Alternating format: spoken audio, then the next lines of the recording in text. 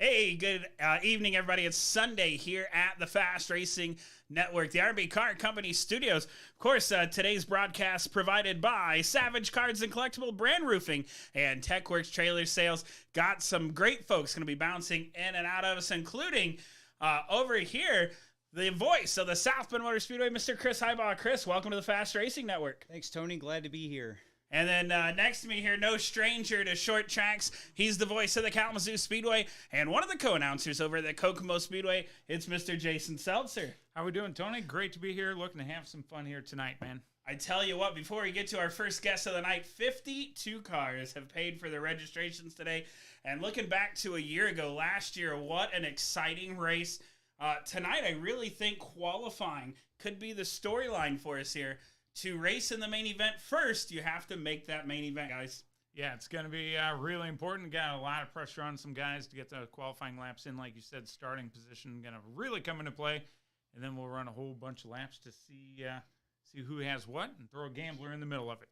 So down there on the end, joining us on our broadcast, he is part of the P1 Performance team. You might not see him a lot. He's behind the scenes most of the time on a Saturday night at local short track. But Ryman Cassel, no stranger to short track racing. You've got a ton of experience working on cars. And then in this iRacing, man, you really stepped up this winter. You've been doing some of your own shows on the Rocket Fabricating League. And you've really started this P1 Performance business. It's taken off, man. 52 cars tonight. What's it going to be like to make the gambler? You got to be mistake-free in qualifying. It's going to be tough, and it's going to be a lot of nerves. Everybody's watching you, single car. You just got to hit your marks. Sometimes you can't go all out just because you need a safe lap just to try to get in because it's going to be tough. And you only get a couple of laps to do it. You know, it's single car qualifying, but you got all the pressure, and the guys in that group one, like you said, they've got 50 guys watching them, hoping they make a mistake. Yeah, it is tough. I mean, once it's single car, you watch the car, you start watching everybody's times go down. You're like, oh crap, that guy's fast. Oh, that guy got fast. Oh, he went a little slower. That sucks for him. Just Right. so like you're like it starts getting nervous once you watch. It's sometimes it's nice to be the first car just to go out there, rip your lap, and be done. Set the bar high. Set the bar, let and chase hopefully you. it works. Yeah, it should be good. What kind of goes into any kind of pre-race prep for a driver in this? I mean, there's nerves, obviously. You're doing a lot of practice. How much time do you guys put in before the actual race happens with practice and just kind of getting ready? A lot of people are different. You got guys that run laps all week, and they get better and better. Me, I like the least amount of laps as possible because I make mistakes, and I start getting, I just start making mistakes and stuff. So I just getting bad routines and trying things, and I start, hitting that, and then I screw up and can't get back to what I started with. So I just like going out there, 10 minutes of practice, and do some qualifying. That's all I like to do. Does this track remind you of any track you've been to? I don't know. It's rough. So, you got that part of South Bend. It's rough, bumpy. You're always on edge all the time. You're slipping, sliding no matter what. So, I don't know. It's a pretty neat track, I think. So as far as practice goes, what kind of adjustments can you make if you're on this iRacing thing today? So since today is a fixed setup, you can do just like, your brake bias. You have a little bit of rear brake you can put in it, and you can put some front brake in it. Me personally, I like to start out front brake and then go back down when the car gets tight. And you can adjust your steering ratio, which quickens the steering or slows the steering down, and your offset, which is just basically takes a steering wheel and moves it for you. So where you start out with down the straightaway. So basically that's only it. That's the only thing you got. That all important crash reset mode. How many of those they get for this? Any? I'm not sure. You have to ask Jaden. Hopefully there's a couple because I might need one. All right. Jaden says one. So There's we got one. All right. Might need One one. do-over. Might need one. There's some squirrels out there, and sometimes I am the squirrel, so you never know. So you started your own kind of company with iRacing, P1 Performance. Walk us through, what is it? What can people do? I know. Explain a little bit to folks watching. Basically, I kind of set up for guys who are kind of new and need to learn how to get around some tracks or what certain setups do and like how to set cars up to run certain tracks. So basically, that's really about it. I don't charge anything. I don't sell setups. I don't really give setups away. I just kind of help teach out. And it hasn't really taken off the way I want it to. Maybe it will sooner or later.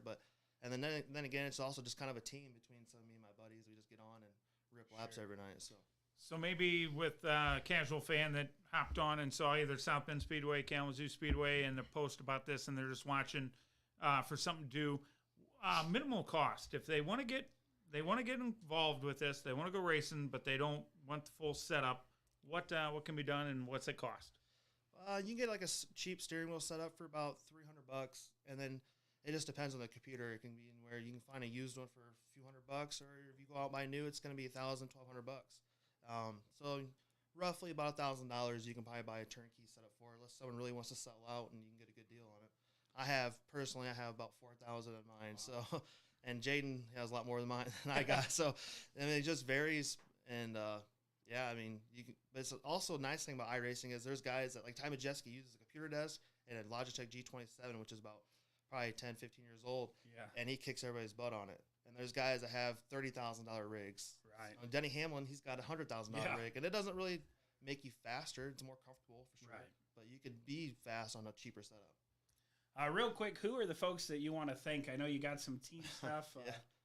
I got to thank Austin Maynard Racing, for one. He helped me build my rig and stuff.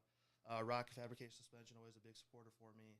P1 Performance, Jimmy Gauker Racing, the Cody Coughlin Company, Jegs, and Race1.us that he makes all my wraps for my iRacing cars. So he does a really nice job, really clean looking cars.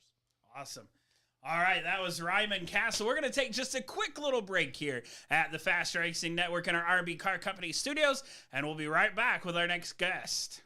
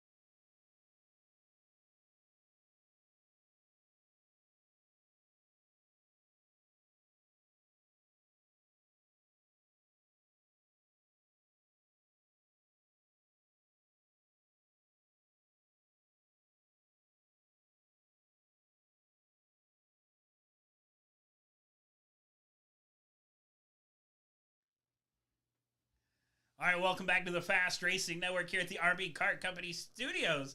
We're having just a little bit of technical difficulties, so we're going to take just a pause for the cause. Jimmy, don't go anywhere.